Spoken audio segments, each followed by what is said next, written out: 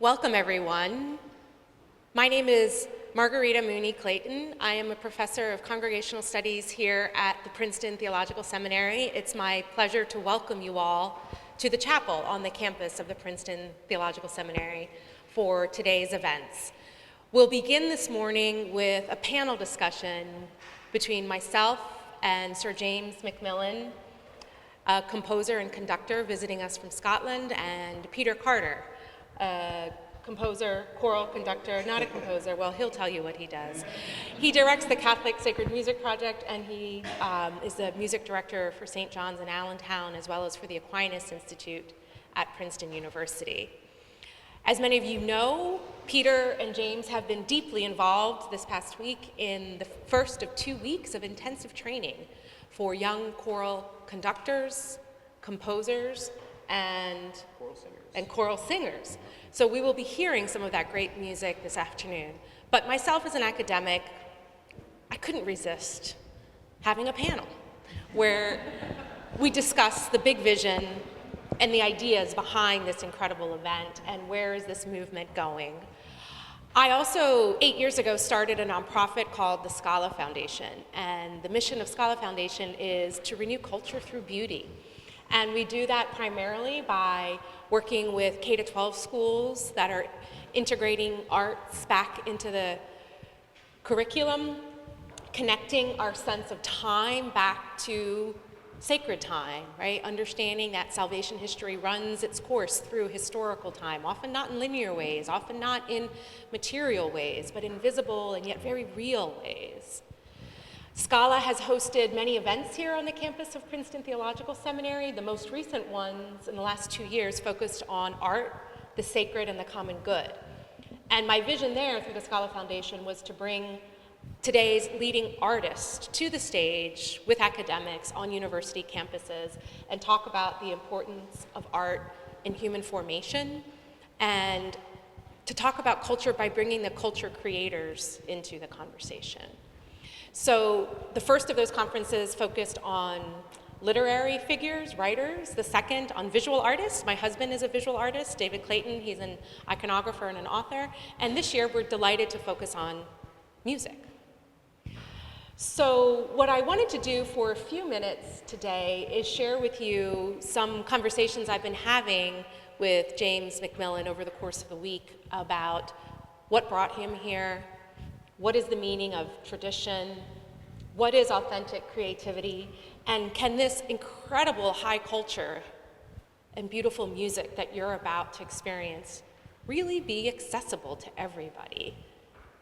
And people who heard the rehearsal are already asking, can I have this kind of music in my church? And so I wanted to begin by asking James, your work is in high demand, your time is in high demand, your music is being performed around the world. You could be in any continent today performing or teaching. Why are you giving so much of your time? Why does it matter to you personally to give your time to teach for the Catholic Sacred Music Project here in Princeton? Well, good morning, everybody. I do many things as a composer. I write music for the secular world. It's probably the bulk of my activities, writing instrumental music, orchestral music, etc. for concerts, I suppose. However, because I'm a believer and a practicing Catholic and have been ever since I was a little boy, I've been involved with liturgy over the years. And I've taken a great interest in what happens in the liturgy, in the Catholic liturgy in particular. I'm not really a church musician, but over the years, people like me have been asked to step forward and bring something to the practice of the liturgy, and sometimes the most humble little parishes. So I'm aware and interested in what music is used, the wide range of music that's used, the challenges, the changes that have happened in the Catholic Church as regarding liturgy over the last 60 or 70 years. And I've been drawn in to make some kind of contribution to that in my own writing. So I write music for the liturgy specifically. two of those pieces will be heard in this concert this afternoon. I'm very interested in how the church challenges the modern situation, how we deal with the modern situation, how we deal with the new vernacular over the last 70 years, the new music that might be used for the new liturgy. And so these are ongoing questions that won't be settled today, or indeed in the next 50 years probably, but they're ongoing issues, and I've been fascinated by what has been happening over here, because here in the United States especially, the issues, the questions, the problems are being addressed creatively. And the most creative response, I think, so far has been through this organization, the Catholic Sacred Music Project, with Peter in charge, and the commissioning of new music, the encouraging of new pieces of music by composers on the ground, coming from within their parishes, coming together to share discussions about these things, and then the music appears in conferences like this, in little colloquia like this. Last year, for example, in Virginia, this year here, 8 young composers writing new music. The 8 pieces last year are very different from the 8 this year, and who knows where this will go next year and beyond. So there's an energy and a shared excitement. We share our time at this conference, and we encourage each other, and that's I think what liturgical music now should be about. So I wanted to ask you to elaborate a little bit on what's been happening with the students this week in light of some of the comments you made during some video interviews that I had the pleasure of doing with you here in the studios at Princeton Theological Seminary. But in our discussion, you mentioned that in some circles in music, tradition is kind of a bad word. And some people have thought that to be creative with music, you have to start anew, break from the past. And you actually said in the interview that to deliberately put up a barrier to tradition is to destroy the past. And you called tradition, you used the image of a river to talk about tradition, that you don't want to dam the river because that's the wellspring, that's the source of the creativity, and that tradition is actually forward-looking. It helps us to create new things. And then you told my husband in your interview with him, and I heard you elaborated on this, that something as traditional as Gregorian chant is actually the DNA of a lot of music. So I wondered if you could expand upon a little bit why you think tradition is so important, and specifically, as an example, why Gregorian chant? What does it mean when you say, because I heard you gave a whole talk to the students on Gregorian chant as an important tradition, not just for liturgical music, but for all music. Well, how long have we got? These are the existential questions that many composers deal with all the time. It's a complex issue, and I should first of all point out that this question of tradition, the role of tradition, is there in secular music, in the world of concert music, and also in the church. They're not necessarily the same thing, but the same source is apparent in both. Before getting on to the question of the liturgy and the Gregorian chant, in the world of concert music, in modernism, which is where I have inhabited for many years, there's been an ongoing debate right through the 20th century about how music can either evolve from the past, grow out of what was there in the past, or in some cases, to reject the past. And some of those rejections at various points in concert music, in classical music culture, have been interesting and sometimes very beautiful, but with it has gone this deep sense of rupture and a sense of stopping tradition. And indeed that idea of stopping tradition, putting a dam in the river, to use that analogy, has been a very loaded ideological and sometimes political response to culture. And we can see the analogies of that in philosophy and indeed in politics and in social life.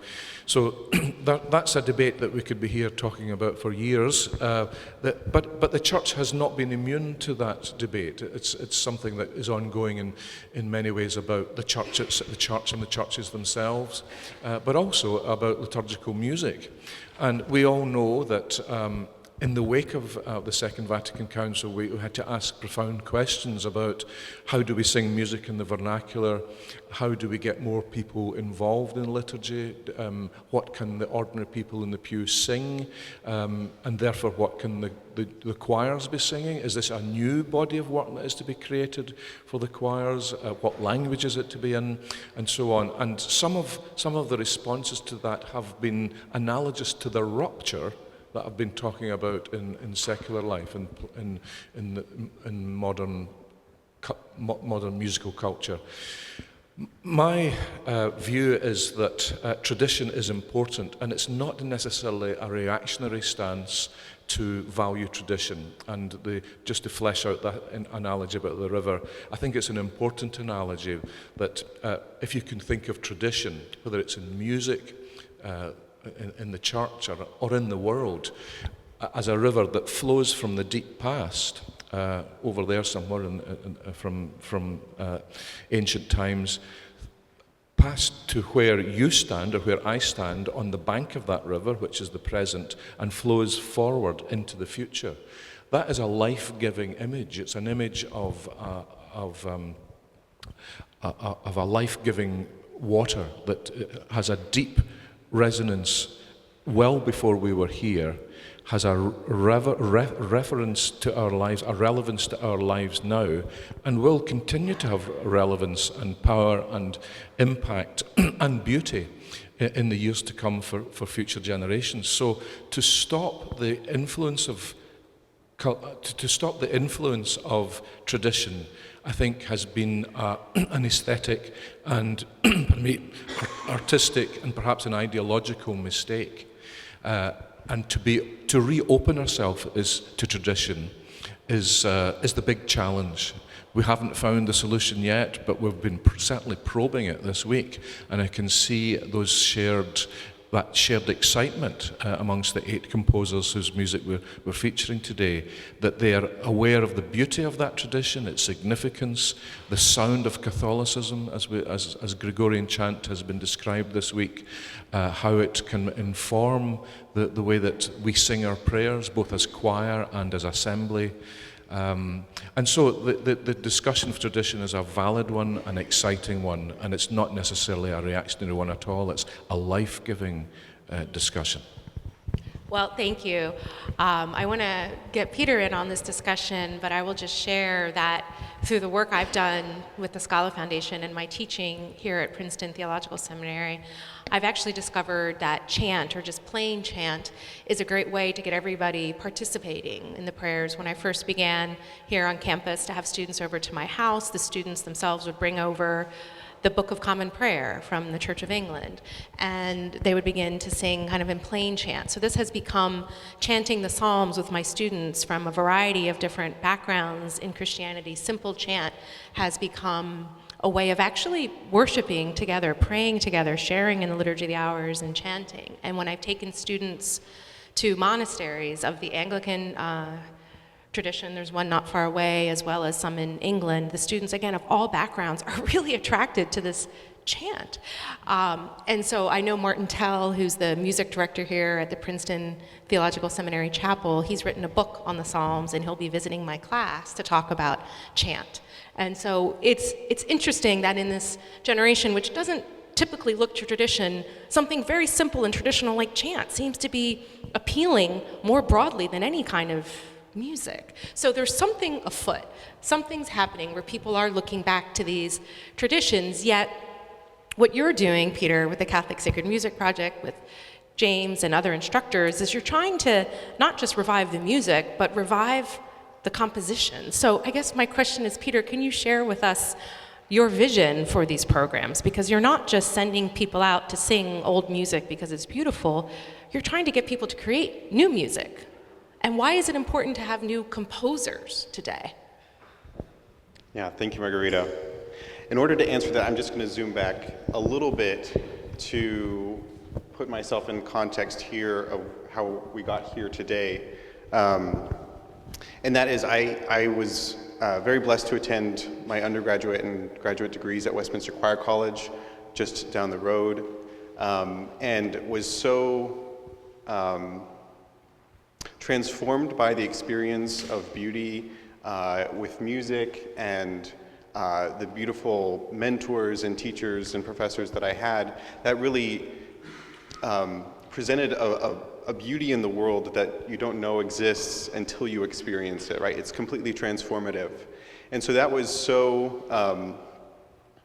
such a big part of my life, to see the beauty of how beautiful music can be, and how much it can affect the soul, and how much it can create community, and those human bonds that are so important and beautiful and needed in the world today. So after I graduated, I was removed out of that context, and I was working as a church musician, which I still do today. And one of the great needs I saw was that there was really nothing of any equivalent excellence and beauty in the Catholic Church, or lifting up the music in the Catholic Church to be of the same level that I experienced at Westminster Choir College. And it was just such an obvious need, and so over the years, just with my community being based here in Princeton, and all of the fellow friends and alums, just trying to build up the music of the church. And thankfully, in my experience, when I started the Catholic Sacred Music Project in 2021 with Tim McDonald, our response from the church has been so completely supportive, almost as if they're waiting for people to help and bring and renew the culture and music of the church, that it hasn't been unwelcome at all, but rather kind of an encouragement even to those in the hierarchy who I've been fortunate to connect with, and they've been so supportive of these initiatives, because like you said, we can't just look to the past if we're going to envision a brighter future, right? If we want to create new beauty in the world, and especially in the religious context, new beauty in the liturgy, new music, new worship of God, then that's always something that we have to actively do. It's not something we can recreate by looking in the past, but of course we have to be informed by our traditions just to know who we are, in order so that we can have an idea of where we're going. And then with that idea in mind, and with these programs, it all is an effort to create a movement of the renewal of beauty and sacred music, both in the Catholic Church, but in the wider Christian church and the wider culture in the world. That's wonderful, Peter. Could I ask each of you to share with us one moment from this week that has been really moving to you, either a lecture that you heard as part of the training, or something one of the students is doing, like something, just one of your favorite, I know it's going to be hard to pick one, but can you share with us one moment from your training of the students to give us a sense of what has been happening this week? Well, for me, it has been the actual liturgies themselves, when we've all come together, and the Choral Academy here have provided some wonderful music conducted by Peter and Paul, and a realization that this is what everything has been aiming for.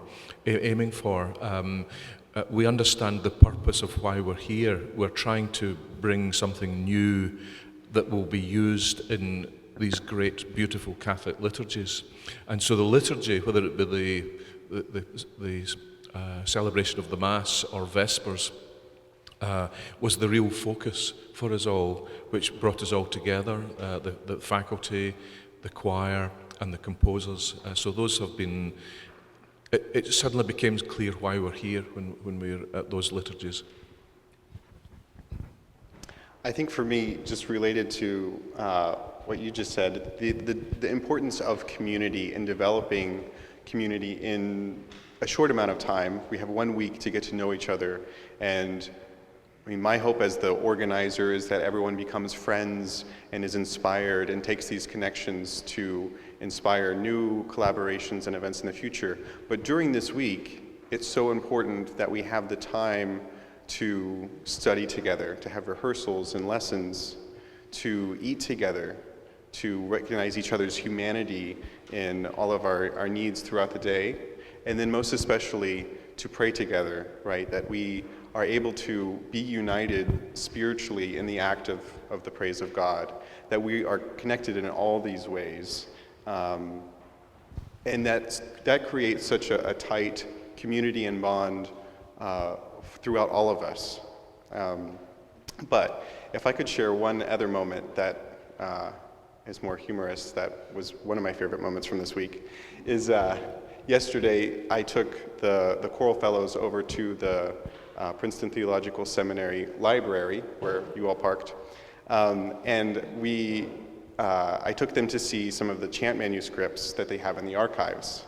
And one of our choral fellows, I took this picture and posted it on the Catholic Sacred Music Project Facebook page, but she's standing in front of the chant book going, and it was just so great, right? It's this kind of, being faced with awe and joy in beholding something beautiful, right? Whether that's, we experience that in the chant manuscripts, but hopefully is what you will experience in the concert in just a short amount of time as well. Well, that's great, Peter. I have increasingly been taking the students in my classes at Princeton Theological Seminary into our archives, which are absolutely incredible. If you have a chance on the way out, there are some of those beautiful books that are on display in the library. And we also have here someone from the Princeton University Index of Medieval Art, which has put their entire collection up online digitally for free. And so I get the same reaction from students. Tradition sounds abstract, but when you look at a manuscript of the Bible from the 5th century, handwritten in Greek with Arabic notations on it, I mean, it is just awe-inspiring. And so not only did you look at chant manuscripts, from what year were those chant manuscripts, Peter, do you know? They said 16th or 17th century. Yeah. Well, there's a video of them singing the chant manuscript as well, so look for that on the Catholic Sacred Music Project. So that leads into my next question, which is, when I talk about music and people think, or they hear the name James MacMillan, they think classical music, they think, this Catholic writing liturgical music. That's not for ordinary people. That's something for the elite. That's expensive to go to a concert. And so one of the pushbacks I often get when I talk about music and tradition in music is that's elitist. And so I wondered, James, if you could share with us how you answer this question, that traditional music or classical music or great sacred music is elitist somehow. Yes, it's one of these issues that plagues the world of music and has done for many years, especially in our own time. I don't think people considered those kind of issues hundreds of years ago, but now we're much more attuned to the question of cultural access and so on, and the desire for culture to embrace more and more people. And classical music does have this reputation or image of being for those who have been educated in a particular way or have the means to learn about music and learn instruments and so on. And I've always been a bit surprised by that, considering where I'm from. As you can probably hear, I'm from Scotland, but I come from an area in Scotland that's regarded as suffering from multiple deprivation, certainly now, and growing up in East Ayrshire, where most of the men were coal miners. There wasn't a lot of money around, but I knew from an early age that I wanted to be involved in the world of music, and I'm sure there's potentially hundreds and thousands of people like that. That's why if the problem is more than elitism, but actually social, political, and financial access, then that's an issue to be addressed and solved. Now, what happened was that my grandfather, who was a coal miner, but also a euphonium player and played in colliery bands in the west of Scotland during the 20th century. When I came along, he got me my first cornet, took me to my first band practices, and my fellow band members were coal miners and the sons and daughters of coal miners. There wasn't a lot of money around in communities like that at all, but they all loved music. And the British orchestras are now full of brass players from those communities. You can see in the London Symphony Orchestra, the Philharmonia, the Royal Scottish National Orchestra, the brass players especially have had that background. So if we're able to draw great musicians from rather humble communities and social experiences into the top echelons of music making, that's a lesson to us all that it can be done. And 10 years ago, I decided to try to give something back to my community. I mean, growing up in Ayrshire, I realised there were lots of us like that. We were pretty from pretty humble homes, as it were, but we all loved music. And I decided to establish a festival of music in Cumnock, the Cumnock Trist. It's been going for 10 years now. We celebrate our 10th anniversary this year. And to be able to bring the great musicians of the world to a place like that, and to encourage local people, adults and children, to be involved is the way forward. And there's a lot of discussion nowadays about those dreaded words, diversity, inclusion and equity. But in a sense, we at the Cumnock Trist are living out those concepts in bringing music to that particular community. So much so that I've suggested to the Arts Council people in Scotland that if they want advice about how to deliver diversity, inclusion and equity, they should come to us. Well, that resonates a lot with me, because the idea that music is elitist or exclusionary is really the opposite of what my experience has been. My mother came to the United States from Cuba when she was 20 years old, and there was 14 of them in my mom's family, and then they all went on to have a whole bunch of kids too. And I asked my uncle, how did you come here from Cuba with no money and have 10 kids? And his answer was, well, when you're poor, you don't need much to be happy. You have each other, and they're a very musical family. And so I was singing in Spanish from a very young age. And when I traveled throughout Latin America or did my work in Haiti, the first thing I did was go sing with people, right? So singing brings people together across very different backgrounds, which doesn't mean, as you've said, that we don't have to address real issues of financial access or access to education or music. But it's not the music that's creating the exclusion. The music is creating unity. And you experience this unity in your body because you're co-creating this beautiful thing with each other for God. It's a powerful experience. And even when I attend liturgy in a language I don't understand at all, like when I was in Korea, I can participate through the musical tones and through some of the rhythms. So the term that we use at Scala, I give some credit to my husband here, music should be noble and accessible, right? Beautiful music can lift us up, and it should be accessible. It doesn't have to be exclusionary. Peter, you mentioned the movement and the interest in what you're doing, yet you wouldn't be doing what you were doing if this is what everybody was doing. And James, you mentioned how unique the Catholic Sacred Music Project is, and you also mentioned in your interview with me that although there's a lot of renewed interest in liturgical music or sacred music or classical music, there's also, if I may quote you back to yourself, ideology is at the gate of music. And so, yes, we might be living in a time of rebirth, but what did you mean that ideology is at the gate of many schools of music? Well, there are attempts in our culture and in our academic culture to reassess the past all the time. Some of those reassessments are necessary and could be fruitful, but some of them could be potentially deadly as well, and could bring certain expressions and aspects of our culture to a very quick end. And if ideology takes over in the world of music, and so far we've managed to avoid it, but there is a push from certain directions to to analyse our musical past according to simply ideological basis, and that is a very reductive and indeed dangerous way of looking at the music of the past. I mean, we've talked a lot this week about composers who were not necessarily good people. Do we stop listening to those composers because one of them cheated on their wives or disowned his children?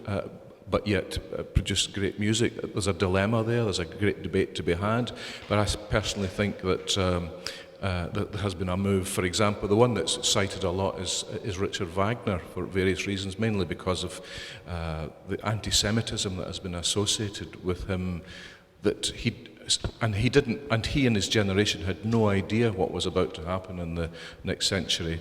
But there are many that want to cancel him. And not have Wagner played anymore, and it seemed a ridiculous and extreme view when people were saying this 50 years ago. But now, when they say it, it's actually quite feasible that that kind of cancel culture approach could actually kick in, and not just for Wagner. Composers like Mozart lived at a time when there was slavery, of course. How much was he aware of what was going on? The great Scottish poet Robert Burns is regarded as a great libertarian figure, a political figure that many will value and celebrate. But you know, he at one point thought about going to the Caribbean to be involved in the slave trade. Do we cancel him? I'm not saying we should or we shouldn't, but these are the kind of debates that are current, as you're probably aware, in the academy, and they could have disastrous consequences if we take the wrong turn, and if we take a singular turn that prioritizes ideology over and above the art itself. Well, one of the reasons I was so enthusiastic to be involved with the work Peter Carter's doing with the Catholic Sacred Music Project is that oftentimes in the intellectual circles where I am, we do a lot of analysis, we do a lot of talking, we do a lot of discourse.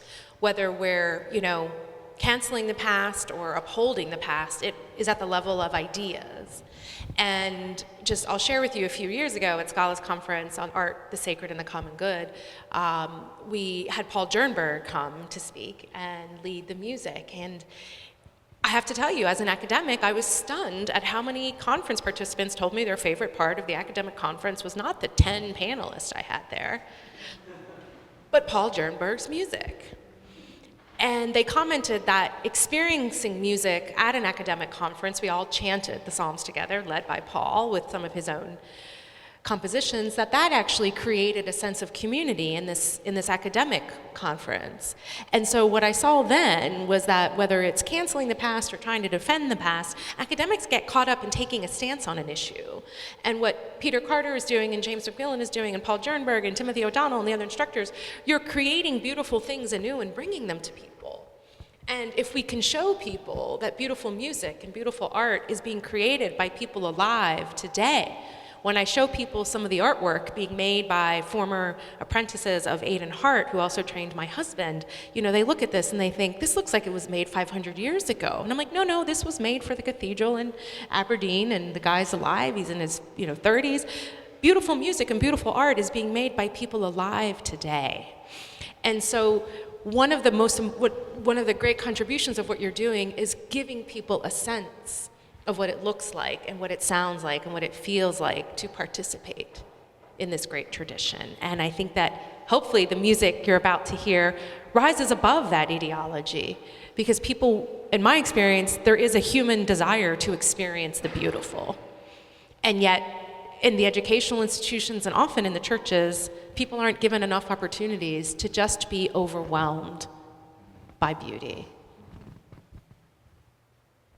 So with that, I will bring us to a close in a minute, but I want to give Peter a chance to thank all of the sponsors. I will thank the sponsors to the Scala Foundation, the nonprofit that I run, that have made this possible. That includes the APGAR Foundation, also the Bruderhof communities have sponsored this event today, Mr. John Hearn, Mr. Richard Tucker, as well as the Veracruz Advisory, run by my friend Carlos de Quesada.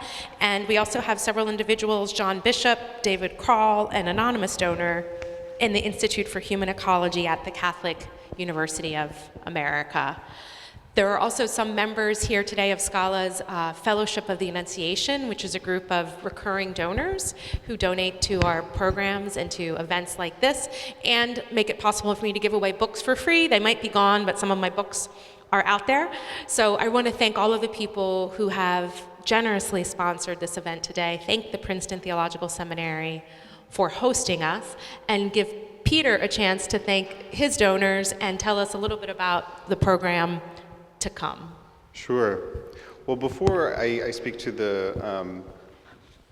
the sponsors and donors, I want to just acknowledge the fact that the fruit of today and of this week and next week, and the programs that the Catholic Sacred Music Project has been able to put on have been only possible because of the fruit of wonderful collaboration between many beautiful people from various institutions. So for this week, we're very privileged to work with Dr. James Jordan from Westminster Choir College, my alma mater, with Gabriel Crouch, the head of choral activities at Princeton, Margarita here at the Princeton Theological Seminary, and all of these local institutions are working together to help bring what's possible today. And that's, I think, the only way we can really create something beautiful and sustainable is not just through kind of, human cleverness or planning, but it's through human connection and relationship, right? And through that trust that is built person by person, and then is eventually reflected institution by institution, but that's only should be a formality of what already exists at the human level. So I just want to acknowledge that a fundamental aspect for the success of this program and moving forward. And then that's really for the sponsors, especially this partnership with you, Margarita, and the Scala Foundation has been pivotal in making all of this happen. So I've been so grateful for that, and especially to Maggie Gallagher, the director of the Benedict XVI Institute. She has been fully supportive of this vision and helping. We wouldn't be half as where we are today without her help and the Archbishop Cordileone's support through them. I'd also like to thank the Aquinas Institute here in Princeton, the Princeton Catholic Chaplaincy, and Father Zach Swantek, who have helped again to make this week possible. Father Zach has been celebrating daily masses for us throughout this week and next week, and that has really been the heart of the program. And lastly, the Magnificat Institute of Sacred Music, run by Paul Jernberg, who's also on our composition faculty this week. It's been such a pleasure to have two living composers of sacred music with us this week for everyone, all of the composers, to learn from and to be edified by. Great, thank you. Well, be sure to check out the incredible resources of the Catholic Sacred Music Project online, videos from the Sarum Vespers event, which happened in March, and be sure to sign up for their newsletters and for Scala. I will say, on the back of your program, there's a little QR code if you want to support the Catholic Sacred Music Project. I highly encourage you to do that, and we really look forward to having more of these great events and bringing young musicians to our campus to learn from masters and keep these traditions alive and bring them back to their communities in ways that are breaking down the barriers of access and making the noble, beautiful traditions of the past new, beautiful, accessible. And with your support and your participation, we can make beauty available to everybody and transform lives and build communities of love and faith. So thank you all. We're going to take a short break now and get ready for the event at 12 noon. So we will reconvene at 12, go until about 1:30, followed by a reception on the lawn. So thank you all for coming, and see you again at noon. Great.